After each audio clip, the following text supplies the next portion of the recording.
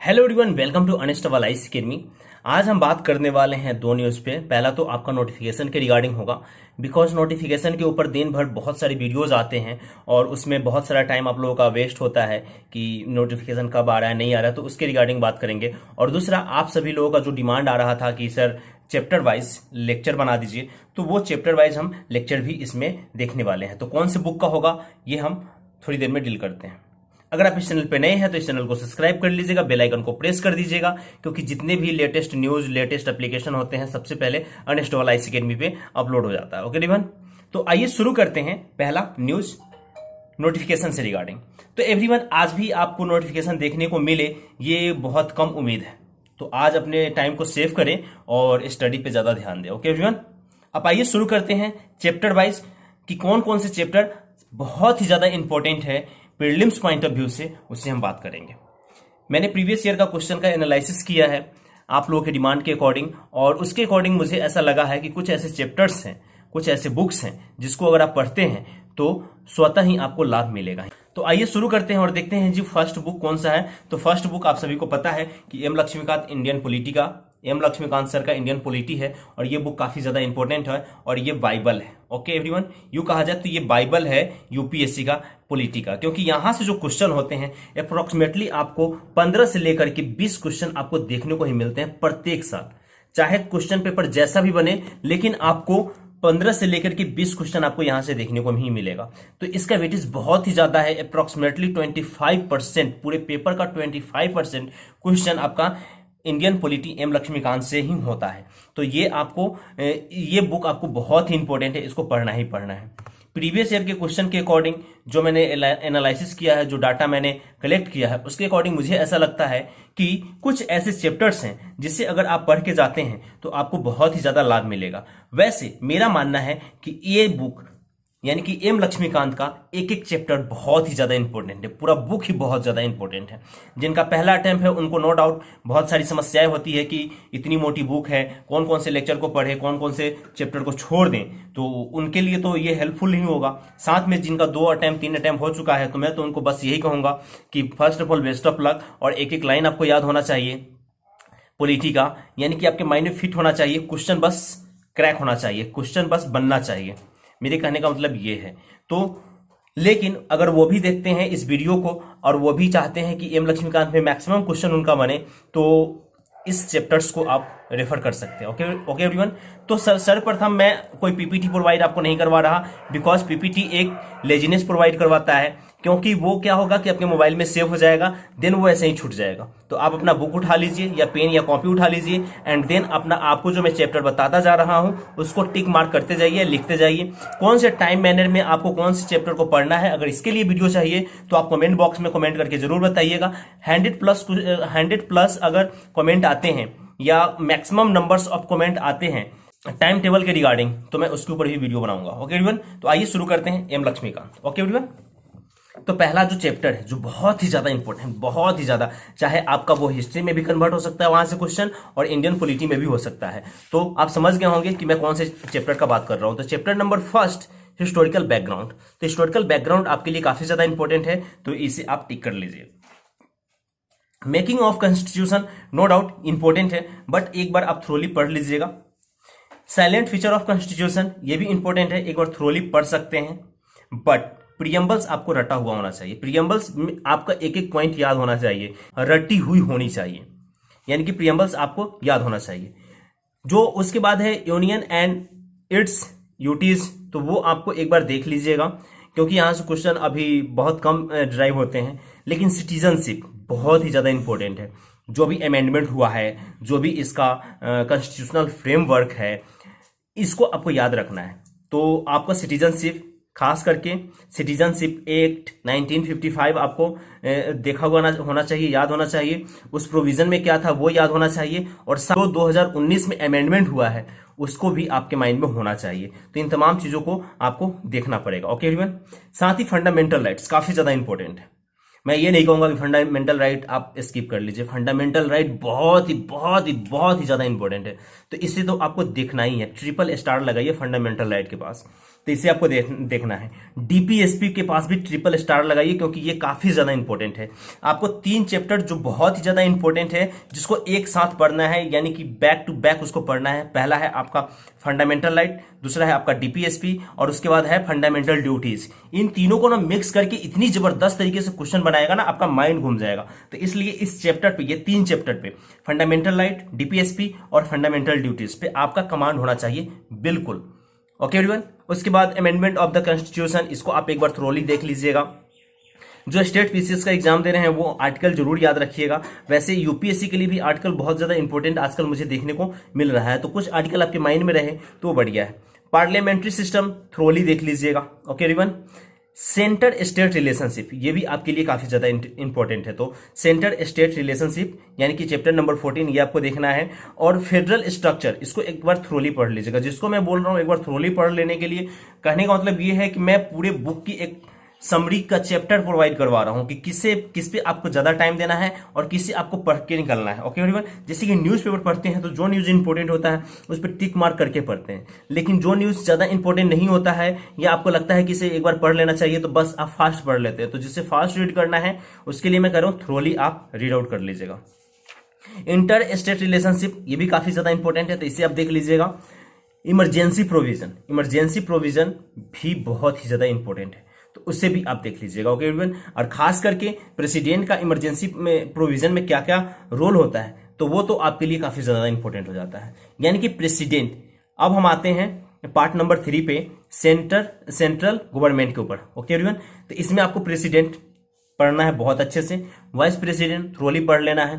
वैसे क्वेश्चन यहाँ से डिराइव हो जाते हैं थोड़े मोड़े राज्यसभा वगैरह से कनेक्ट करके, तो उसे आप देख लीजिएगा। उसके बाद प्राइम मिनिस्टर है, तो प्राइम मिनिस्टर की आजकल ऑफिस बहुत ही ज्यादा इंपॉर्टेंट देखने को मिल रहा है न्यूज वगैरह में, तो उससे भी आप पढ़िएगा। लेकिन प्राइम मिनिस्टर जब पढ़िएगा तो सीबीसी, ठीक है, उसे एक दूसरे सीबीसी और प्राइम मिनिस्टर की ऑफिस, इसको बहुत ही एक दूसरे से कनेक्ट करके पढ़िएगा, ज्यादा अच्छा होगा। सेंट्रल काउंसिल ऑफ मिनिस्ट्रीज, ये ज्यादा इंपॉर्टेंट नहीं है। कैबिनेट कमिटीज बहुत ही ज्यादा इंपॉर्टेंट है, तो कैबिनेट कमिटीज पढ़ना है। और जो चैप्टर का अभी मैं नाम ले रहा हूं वहां पे 5 स्टार दीजिएगा क्योंकि ये बहुत ही ज्यादा इंपॉर्टेंट चैप्टर है और यहां से क्वेश्चन आपको देखने को मिलेगा ही मिलेगा।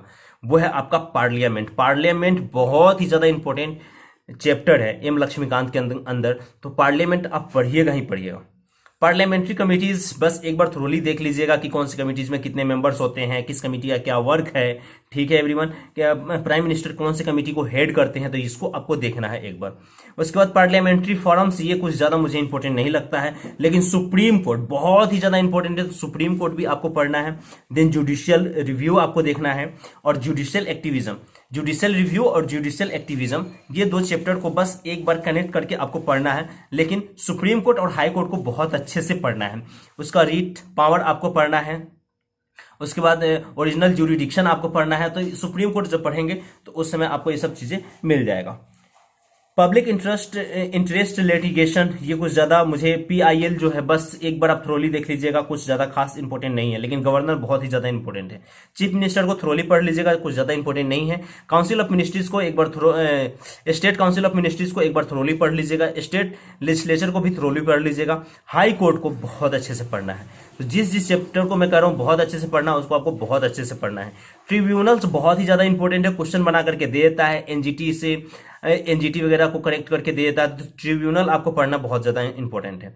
उसके बाद सब ऑर्डिनेट कोर्ट्स इंपॉर्टेंट है, नो डाउट। अगर सुप्रीम कोर्ट और हाई कोर्ट से क्वेश्चन आ रहा है तो सब ऑर्डिनेट कोर्ट का एक उसमें लाइन आपको दे ही देगा, तो इसको आपको ध्यान रखना है। सुप्रीम कोर्ट, हाई कोर्ट और सब ऑर्डिनेट कोर्ट, तीनों कोर्ट को एक साथ आप मर्ज करके पढ़िएगा, तभी जा करके आपको सही से क्वेश्चन बन पाएगा। Special provision for some states, इसको छोड़ दीजिएगा। पंचायती राज यानी कि लोकल गवर्नमेंट बहुत ही ज्यादा इंपॉर्टेंट है, तो लोकल गवर्नमेंट पार्ट 5 इसको बहुत अच्छे से पढ़ना है। एम लक्ष्मीकांत का मैं पार्ट 5 बता रहा हूं। Okay everyone. तो पार्ट 5 लोकल गवर्नमेंट जो एम लक्ष्मीकांत सर में बुक में दे रखा है, तो उसको आपको पढ़ना है। पंचायती राज और म्यूनिसिपैलिटीज, इसको आपको बहुत अच्छे से पढ़ना है। उसके बाद है यूटीज, शेड्यूल्ड ट्राइब्स, तो यूटीज को अगर आप छोड़ भी देते हैं लेकिन शेड्यूल्ड ट्राइब को आपको काफी अच्छे से पढ़ना है। इलेक्शन कमीशन का रोल काफी ज्यादा इंपॉर्टेंट हो गया है, यानी कि आप कॉन्स्टिट्यूशनल बॉडीज की बात कर रहे हैं, तो कॉन्स्टिट्यूशनल बॉडी में आपको क्या क्या पढ़ना है। तो इसमें तो मैं एक भी आपको नहीं कहूंगा कि हाँ इसे स्किप कर दीजिएगा, तो आपको पूरा का पूरा पढ़ना पड़ेगा, क्योंकि यहां से क्वेश्चन आजकल देखने को मिल रहा है। तो इलेक्शन कमीशन हो गया, यूनियन यूपीएससी हो गया जिसकी आप तैयारी कर रहे हैं, देन स्टेट पीसीएस हो गया। और देखिए जब यूपीएससी पढ़िएगा, स्टेट पीसीएस पढ़िएगा, तो वहां पे ज्वाइंट पब्लिक सर्विस कमीशन, इन तीनों को एक साथ कंबाइंड करके पढ़िएगा, तभी जाकर के काफी ज्यादा अच्छा लगेगा और मजा आएगा। ओके एवरीवन, तो आपको तीन चीजें, यूपीएससी, स्टेट पीसीएस और ज्वाइंट पब्लिक सर्विस कमीशन, इन चीजों के ऊपर काफी ज्यादा ध्यान देना है। उसके बाद गुड्स एंड सर्विसेज टैक्स, इसको आप देख लीजिएगा, नेशनल काउंसिल फॉर एसटीज, ये पढ़ लेना है। देन उसके बाद एसटीज, जो नेशनल काउंसिल ऑफ एसटीज का होता है वो देख लीजिएगा, ओबीसीज का है वो देख लीजिएगा, special officer for linguistic minorities, ये काफी ज्यादा इंपॉर्टेंट है, यहाँ पे ट्रिपल स्टार लगा लीजिएगा। फिर आपको सीएजी, तो इससे आपको बहुत अच्छे से पढ़ना है एवरीवन, ये काफी ज्यादा इंपॉर्टेंट हो जाता है। उसके बाद एजीआई, ठीक है, इसे आपको देखना है। और chapter number 53 advocate general of state, इसे भी आपको पढ़ना है। जो सबसे ज्यादा इंपॉर्टेंट मैं बता रहा हूं, नीति आयोग, जो नॉन कॉन्स्टिट्यूशनल बॉडीज के अंदर दिया गया है नीति आयोग। नीति आयोग का क्या फंक्शन है, कौन कौन सा रिपोर्ट जारी करता है, अभी कौन कौन सा वर्क अभी करना शुरू किया है, इसको तो एवरीवन आप मतलब कि बहुत अच्छे से पढ़िएगा नीति आयोग से, क्योंकि यहां से क्वेश्चन आजकल बहुत ही ज्यादा ड्राइव कर रहे हैं, तो नीति आयोग आपके लिए बहुत ही ज्यादा इंपॉर्टेंट है। उसके बाद एनएचआरसी आपको पढ़िएगा, तो यूनाइटेड नेशन का एनएचआरसी से कनेक्ट करके इसको पढ़िएगा। Okay everyone, state human right commission को बस एक बार थ्रोली देख लीजिएगा दोनों को। उसके बाद सीआईसी, जो आपको बहुत ही ज्यादा इंपॉर्टेंट, इसको देख लीजिएगा। स्टेट इंफॉर्मेशन कमीशन और सेंट्रल इंफॉर्मेशन कमीशन को दोनों को एक साथ मर्ज करके पढ़िएगा, काफी ज्यादा इंपॉर्टेंट है।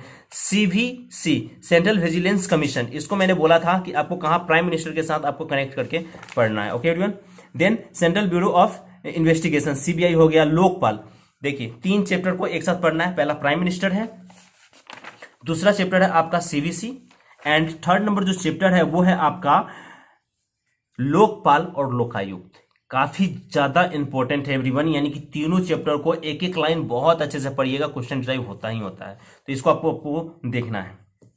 डिजास्टर मैनेजमेंट अथॉरिटी के बारे में देख लीजिएगा। उसके बाद अदर जो डायमेंशन है कॉन्स्टिट्यूशनल बॉडीज में, उसको बस एक बार, जैसे कोऑपरेटिव सोसाइटी का क्या वर्क होता है, ऑफिशियल लैंग्वेज कौन कौन से हैं, तो इसको आप देख लीजिएगा। पब्लिक सर्विस में क्या क्या आता है, right and liabilities and government, इसका क्या होता है, बस थ्रोली आपको देखना है। बट पॉलिटिकल डायनेमिक्स में आपको बहुत अच्छे से देखना है, खास करके आप शेड्यूल 10, ओके एवरीवन, शेड्यूल 10 आप बहुत अच्छे से देखिएगा। फिर उसके बाद पॉलिटिकल पार्टीज का एक बार देख लीजिएगा। तो एवरीवन, फर्स्ट ऑफ ऑल एक नोट पॉइंट में करके आप डाल लीजिएगा। पहला आपको देखना है सीबीआई, ठीक है, सीबीआई जैसे ही पढ़ेंगे तो सीबीसी पे आइएगा, और सीबीसी पे जैसे ही आएंगे तो उसके बाद लोकपाल और लोकायुक्त पे पढ़िएगा, और इन तीनों को जैसे ही पढ़िएगा उसके बाद प्राइम मिनिस्टर वाला चैप्टर को एक बार पढ़ लीजिएगा, सारी चीजें क्लियर हो जाएंगी। ओके एवरीवन, तो आइए अब देखते हैं कि पॉलिटिकल डायनेमिक्स में जो बात कर रहे थे, इलेक्शंस बहुत इंपॉर्टेंट है, तो उसको आप देख लीजिएगा। इलेक्शन लॉज क्या है, तो उसे आप देख लीजिएगा।